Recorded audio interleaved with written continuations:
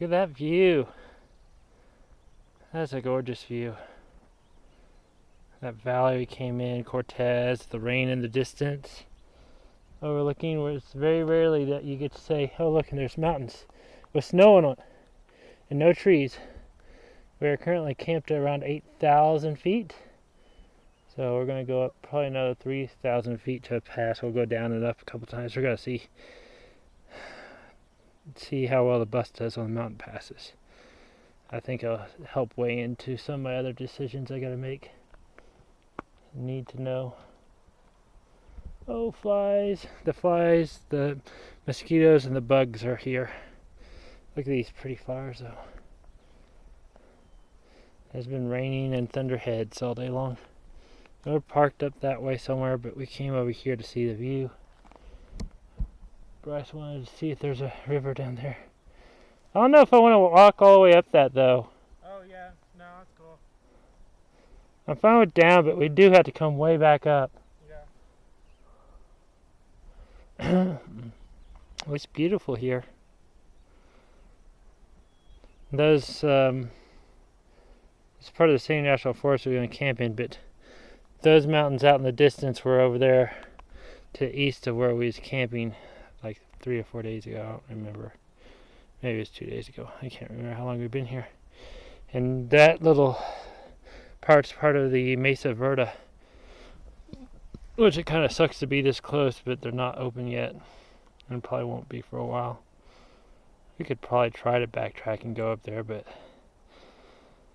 I don't know. I like this. This is a gorgeous country here, and I'd love to come back here. So we'll see. But see, mountains with snow. Well, a dirt bike ride. Took Bryce on his second time on the dirt bike. First, really. First time on the dirt bike. We got him broke in really good. Even got a nice little layover in there, a little crash. Slow speeds, loose rock, and ruts seem to do it to me. I think I might have to go into something that's not so waterproof. These things might be too hot for me to wear today. Waterproof pants. It's going to be warm today, which is part of the reason we're going to get on down the road today. Anyhow, I hope you guys are having a wonderful day out there and not YouTube land, but maybe watching YouTube. Staying cool or warm depending on where you're at. We're at some national forest thing. We've been here for, I don't know, 3 or 4 days, just getting some work done and taking it easy and decompressing from driving. And I really could actually stay here probably for another week, but it's getting hot here, and we're at 8,000 feet. And that means it's really hot down at 4,000 feet. And I got to drive through, probably once I get out of Alamosa and over to the east side near Pueblo area, which I may stop in and see some friends. I may not. I don't know. They're not fan of cameras, so I probably won't record either way. They like their privacy. Anyhow, so once I get over near Trinidad and head east from there, it's pretty much flat. It'll actually get more hilly the farther east we get than the flat of the west there in Oklahoma. But it's going to be hot. It'll be in the 90s. And it's actually getting too hot for me to even like to drive during the day. Usually when it gets hot like this, I switch over night driving. And being that said, I don't have air conditioning in here at all. That will be one of my considerations of doing a smaller vehicle build. Maybe once I have more lithium, I can run the AC while I'm going down the road, and that might be a game changer too for that. But right now, because I'm going to be going through a mountain pass and over the Continental Divide at this point, we're going to attempt to go over the pass and probably be driving 10 to 16 mile an hour, because that's as much power as this thing can do going over the passes. That's part of the reason I avoided mountains this whole time. But being that there's a lot of places I'd like to see up in the mountains, I would like to get another vehicle. We will do a pros cons list here and make a decision on it here probably in the next couple videos of and I do this about every year anyhow, do a pros cons list. And it depends on how much weight I put on being able to travel now versus later, and how long I plan on doing this, and finances and everything else. So there is a possibility that I may end up having to work for a year or two to financially support another build. So that's part of the reason I've been flipping back and forth on it, because I really like traveling, and even slow travel is nicer than doing a short thing. But I can't travel quite the way I want to travel. I can't see museums. There's a lot of things. There's several places I couldn't park because of the size of my rig. So, anyhow, we'll revisit that. And I've found there's many different ways to travel out here. But we're going to go back down this 8,000 foot wonderful camping area east of Cortez or Montezuma or wherever it is. And we're going to go back downhill and head east. Also, that's part of the reason that I haven't got an animal since my last animal, because I haven't decided on rig. So until I decide on rig side, we'll decide about animals and traveling companions and all that. But I've already got it figured out that I can live in 10 to 15 feet less space. And 10 feet less than this 37 feet bumper to bumper, would put me at 27 feet bumper to bumper, which would put me in the range of where I need to be for most places to go into. And there's a few other things, but 55 is a good speed, but I want to get better mileage too. Anyhow, it's stuff that's on my plate, and now with the whole coronavirus and everything else, it's actually ideal time to do another conversion, just with everything still shut down and not traveling, so I could actually do another build out and sell this. I don't know. I'm afraid that people won't want to give me what I have in it, or even close to what I have in it. So that's been my holdback feature. So I think I'll probably go ahead and put it on the market just to see what happens. I mean, I have a lot of money tied up in this. A lot of money. And yeah, well, we'll see where we're at. If you see a for sale sign in this, you know I had it for sale. And I'll have the list of features and other amenities that you get that you don't get in the RV. Not to mention, these things are pretty much bulletproof. Even when they do break down, they're still bulletproof. It's getting warm. I'll see you guys down at the next spot.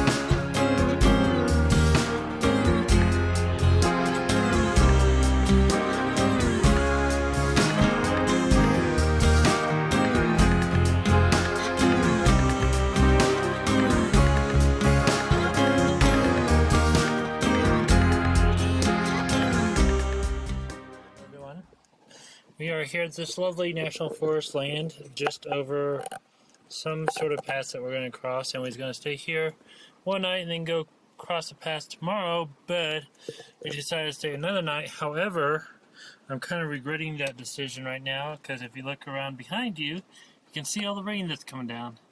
Anyhow, I'm going to walk down there and see the condition of the road that we had to go on to get out of here, because we're going to leave early tomorrow morning to go over the pass, so we had plenty of time to get to our next spot and get over the pass. However, with the rain, I'm not quite sure how long it's going to pass. Every time we have lightning, I lose my internet. So I don't know if it's just hitting all frequencies or what. But it rained and lightly showered early, but I'm going to bring you guys with me out there to check out the road and the area that we're at, because the camera is waterproof and we can do that. So let's go check that out. Ooh, that's cold wind. Rain. It's a little concerning here. Let's see. Nice and solid there, but it's kind of getting a little muddy here. Ooh, look at that rain come down. It still feels solid though.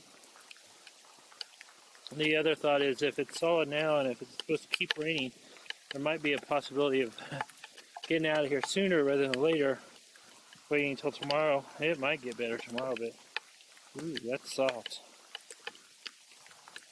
It's only down maybe a couple millimeters. But I want to see what it looked like down here. I didn't know it was going to be like this rainy, yucky. Worst case scenario, we're stuck here for a couple days, but my generator's not running right. I can't hit it right now. I haven't had solar in a while. So, whew, love the rainforest though. I could probably get out right now. I might throw a little mud up, some other stuff. But if this is supposed to continue on for a couple days or whatever it's supposed to do, I don't usually pay attention to the weather until I hear thunder. Ooh, this is a little soft. Look at the mud. It's not there yet, but it will be if we stay here and it keeps raining. And judging how green this is here, see how green? Imagine this all fills with water all the time. Ooh, there's a muddy spot. So I'm pretty sure the weight of my bus can get out of this stuff, but I want to know. Yeah, we got some rocks here. I don't know if this is going to keep going all night, because if it's going to be all night, I'd be tempted to move. Sorry, there's rain on you guys' face. Got the rain gear on. If it's going to rain regularly, like this is a rainy time of year. This road feels fine though. This has nice and mud here and nice and grip for the mud. The main thing here is I'm worried about is getting stuck in somewhere and not be able to get out. There's lots of traffic here. See, lots of traffic there too. Lots of people camping in here. A lot more. We're just off the beaten path.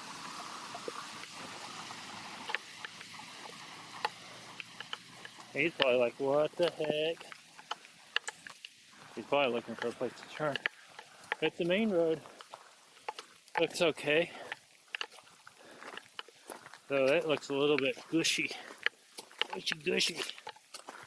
Oh look, can you see what that side by side went out earlier? It'd probably be fine on the main road though. Little trail right there going off. But yeah, we're behind this hill here, so you can't really hear anything going on.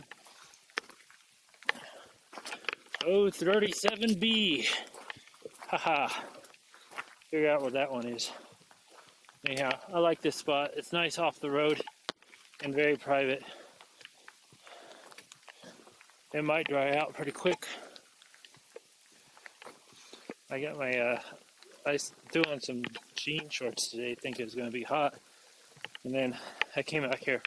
I threw on my wool leggings because it's not hot at all out here. Let's see, how does this side feel? Most of my clothes is waterproof. My jacket is not. It'll eventually soak through, but it does good for okay. The hat is Gore-Tex. The shoes are waterproof. The blue jean is definitely not waterproof. Oh, it's so pretty back in there. But yeah, this is our camp. I gotta figure out what's going on with the generator. I had work on it and it never has really ran right since it was had the work done on it. So I called them to see if I could get it in to get it repaired. Checked out again. They told me it had to be the valve adjust, so I went in there and adjusted the valves. However, it still doesn't run right, even though I adjusted the valves. So I'll probably call them again, wait 37 minutes for them to contact me again to tell me it's something on my end. As far as champion generators, I like the fact that you can call them and they'll get parts for you. However, if you're not in sticks and bricks, it's really hard. And I have 400 hours on the generator. I don't know how many valve adjusts I've done, but I just did a valve adjust the other day. I hadn't even put 10 hours on it and still hasn't ran right. And they keep telling me it's my thing, so I don't know. I don't recommend it right now for a $1,000 inverter generator. It's quiet, it's nice there, but I don't know. I don't have a functioning proper generator because right now it surges. It goes up, and then it goes back down, and it goes up, and it goes down. I've tested it with other generator, it works fine, so I know it's a generator, not my system. So, yeah. So I'm going to call them again whenever I get on the other side of the pass that we're going over and see what's going on there. We'll be over by Alamosa area, and hopefully maybe they can get in to work on it. That, or they'll tell them it's me is my problem, which if they do that again, I just won't recommend it to anyone, because I can't recommend a generator that doesn't get fixed when it goes into the repair tech.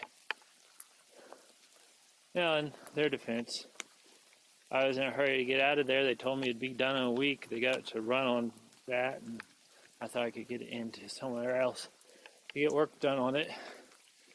I took it with it broken or running like crap. It was putting out power, but it's still putting out power, but it runs like crap and it backfires and everything else. And it's hard to start. I've done 2 valve adjusts on it, so I don't know what's going on with it. I don't know if it's bad or what, but I'll use the instructions. They have you turn it over until one of the valves goes up and down, and you're supposed to do a valve slack adjustment on it. I've never had a vehicle that required so much valve adjustments. I mean, every 150 hours you have to tear in there and do a valve adjustment, which is insane.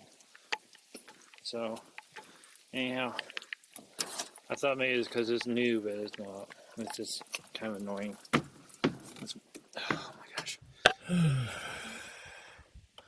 Good morning, everyone. It's the next day after the rain. It appears to be sunny. Oh God. This is going to be a juicy exit out of here. Just looking. That's really juicy right here, though. We're just going to do a quick walk around outside, do our normal walk around thing. There is currently a squirrel underneath my bus, though. Right now I seen him. He's looking for food. He got into Bryce's rig just yesterday. I've been hearing him mess around underneath there all night, or all morning. I see him jumping in my wheel well this second go. But yeah, we're gonna get out of here today, mainly because it's calling for more rain. So I don't want to be here when all that rain comes in and get stuck here. That, and every morning I woke up here, I've woken up with a headache, and it might just be something in the bus, but I don't know. I got trash I need to get rid of too. So there's that. These are nice. You put magnets on these little things, put them wherever you want. You can blind people coming up to your rig if you want, or you can not blind them. You just set it down low. Anyhow, closing my door because that squirrel got into Bryce's rig and ate his bread. So, and look, there's mistletoe up there. An old man's beard that reminds me of the Pacific Northwest. So I've been anxious to get over this pass for over a week now, and so I really just want to get over the pass, and then we'll get kind of headed towards Oklahoma again. But the good news is this repair is holding up very nicely. The epoxy did really good, and yeah, I might replace it, I might not, I don't know. Depends on a lot of things between now and then. We'll talk about that later. But, see, it looks like it's hardening up. It looks like I'll be throwing mud whenever I leave here, though. That's the thing. But it's not as soft as it was yesterday. I guess good thing I didn't take off yesterday. It's soaking in nicely. I'm gonna go see if there's any water down here. They have the trees marked. I think they do selective logging in here. So they come in and log out. Look at this. Look at the old man's beard. It's very nice. All over the trees. Look, this one's growing something out of it. It might be part of the tree, actually. It might not be an invasive species. But to get in this spot, I had to back in. That was a challenge. I don't... Oh, look, there's water down here.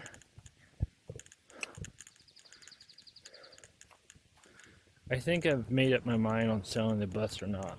But you guys will just have to stay tuned to find out. I'll do a pros cons list, but yeah, I think I've decided. And yeah, remind you, I do this about every year, anyhow, with the bus, guarding it. Yeah, it seems like it's going to be nice and solid after all.